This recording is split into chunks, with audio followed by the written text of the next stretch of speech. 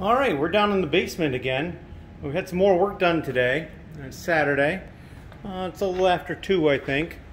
And we're going to go over here and take a look, see what he's done. Now, we've got 2 more of the base cabinets made, ready to go in with some uprights here ready to be used. There are 4 of them there because there's 2 up here, right side, middle. One of them is the left side, and then the other 3 are for the same thing on the next run. You can see we've kind of got everything all the same over here. Now, he did tell me when he was here today, we talked a while, this piece here is temporary. It's just holding the solidity of everything, making sure it stays solid until he can get the other side built and then attach that to the ceiling and attach this one to the ceiling here. So that'll come out, and then it'll just be the slats for hanging the units. They do fit perfectly. When you're done, there's a gap of about this much at the very top because you need to have a gap so that you can get the last one in because it slides down over the screw heads. So that'll be okay. I can use that little gap for perhaps storing something like instruction books or something like that, something small. But then over here you can see he's been working on setting up the level for the whole run. And we've had some issues, like over here you can see where that shim is. It is pretty much touching the ground. And then going this way over here, like underneath those shims and whatnot, it is as much as 1/4 inch off. So, you know, it's level at the moment because he basically set it that way. And then coming around the corner here, same thing. And then over here, it is so high, he's actually going to have to trim the bottom edge of these pieces a little bit so that it doesn't rise up at that point because the floor is so high. But once that's done, everything will end up being very level. I know that over here, we've got the top piece of wood on this unit here will continue over here with another piece, and it's going to go just below the beam. It's got about an inch clearance. Again, maybe I can stick something thin in there, but you know, it's not all that wide. It's not a big deal. And then of course, having the ductwork through here, it's going to be just about the same. I think the ductwork comes down to the exact same height. So it's going to be interesting in the fact that, you know, I guess through here I could put a pick-a-brick up, but I probably won't. It's just going to be a little awkward to get in and out of, I think. So it'll be a little bit of space there that I can't use. And then through the middle, he's already starting to get the same idea done through here. Now, one of the reasons he did the outside now is because, one, once he gets this middle constructed, it's going to reduce the space he has to work on this side. But also, he hasn't constructed the boxes for these yet.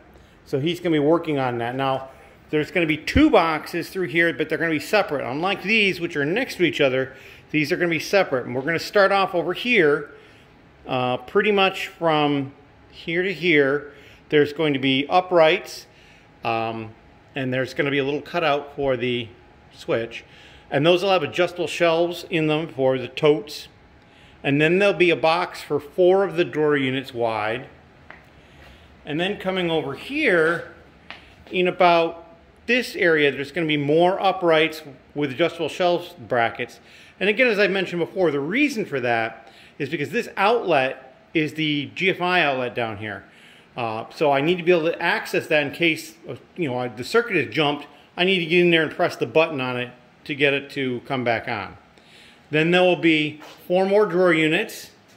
And then way here in the corner, and he's got some stuff piled up, but in any case, way here in the corner, we're going to have a side here. And then in the back, there'll be a side because right here, there's going to be adjustable shelves. Now this one is going to be wide enough for 3 of the drawer units.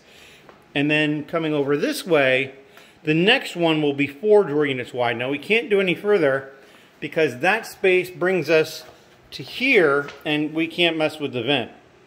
So, you know, we're going to get 3 and 4 and that's fine. Clearance, between the aisles, I remember him saying we have 35 inches here and 35 inches here, which should be plenty of space. I think it's a little less here. I think it's 32. I could measure it quickly, but I think it's about 32. The only place that there's any concern at all is down here. Off the corner of the stairs in this unit, I think there's only going to be 30 inches, 30, 31 inches or so. The one thing I will say is that corner of the stair does stick out a little bit more than the actual bottom part of the stair. And so in that case, it might not be bad if, like, the wheels of a cart are a little bit wider than the uprights. As long as the uprights can get by that, we'll probably be okay. So that is the plan. That's the progress. I'm very happy with things.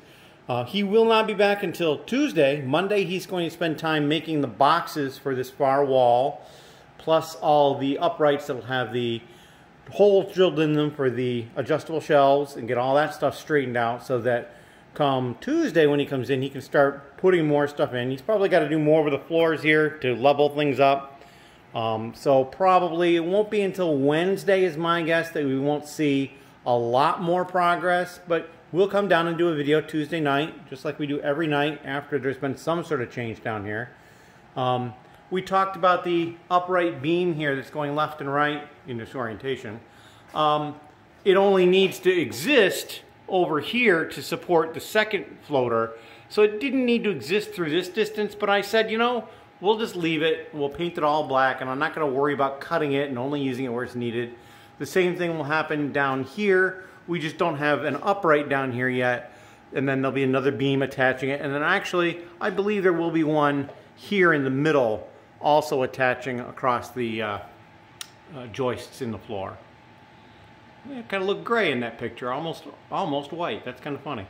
But yeah, so, and then we'll have a similar thing on the wall. There'll be, actually I don't think there's anything going to be, I think we're going to drill right into the wall. I think we decided that'd be all right. So in any case, that's the kind of the status. You know, you can see we've got the base cabinets done for the other floater. I'm really glad that I didn't open up these drawer units yet, because all the dust that's going on down here, I'm gonna have to clean the ones that are open, but that won't be too bad. I've also been considering, partially because of part concentrations, whether or not I want to go with my original plan, which was the 24 drawer unit, and then a 44, which is half and half, and then two of the 64s at top, or if I want to go maybe two 64s and two 24s, of course then I've got a bunch of 44s I don't know what to do with, or go to one 24, or excuse me, two 24s, a 44, and a 64. Not sure yet.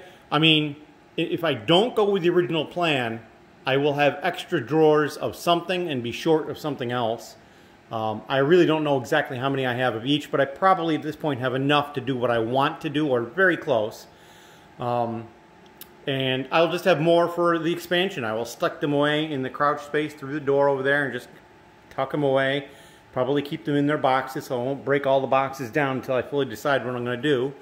I wouldn't have to do them all the same either. I could do each section of 16 here differently. You know, this side and then back over there. Especially on the wall over there, because they're going to be separated by the shelves, it wouldn't look horrible. So I could do it differently, depending upon how I want to set things up.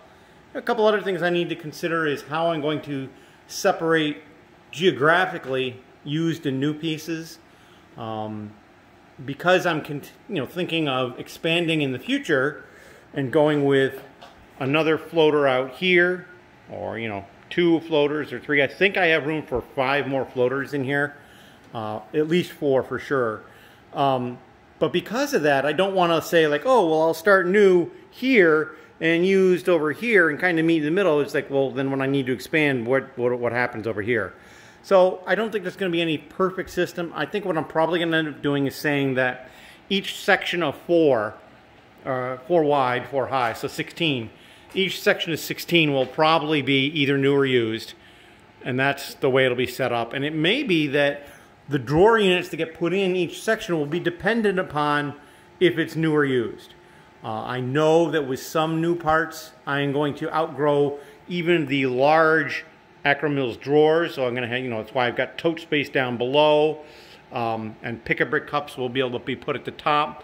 So I just know already that with some of the classic sets I bought, with the quantity, and especially because I have multiple classic sets in quantity, some of those pieces are probably in every single one of those, like say a 2x4 red brick. I'm going to have such a high quantity on those that I'm not sure where they're going to get stored for sure. So, I mean, that's the kind of thing I need to go and look at. I did do a spreadsheet once for one of the classic sets. I figured out how many of each piece was in it and made the spreadsheet, and then did the math for multiplying out how many, and very few pieces that I think would actually still fit in a large drawer, although there's a few, like maybe the eyes would actually fit in a small drawer, but even some of the pieces that are less common would probably be outgrowing the large drawers. So I mean, I have some issues to figure out there, but I've got time, and you know, it's a work in progress. We'll roll with it. Maybe I'll have a case where I'll have, you know, a large drawer of a piece, and then I'll have a way to notate on that drawer that there's another spot for it, and then maybe below it have a tote, shoebox type tote, with more of those pieces in it. So that's an option too. Not really sure what's going on, but we will figure it out. And that's the end of this video. Please, if you've got any comments, leave them down below. I try to reply quickly, and I like hearing what people have to say. Thank you very much.